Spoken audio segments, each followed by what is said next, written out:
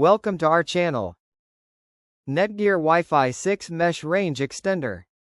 Find a good spot. Pick a plug halfway between your router and the weak signal area. Too far or too close and it won't do much. Power it on. Plug in the extender and wait for the green light. If nothing happens, hit the power button or try another outlet. Connect to the extender's Wi-Fi.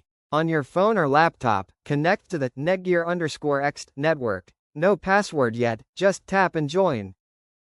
Open the setup page. To reach NETGEAR Genie Wizard, you need to simply type mywifi.ext.net in the address bar.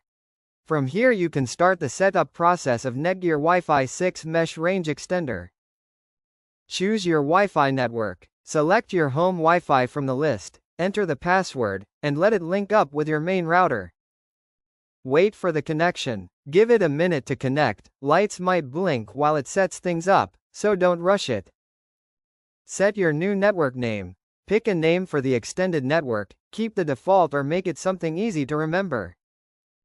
Move the extender, if needed, after setup, plug it in near the weak spot. If the signal lights red or amber, move it a bit closer.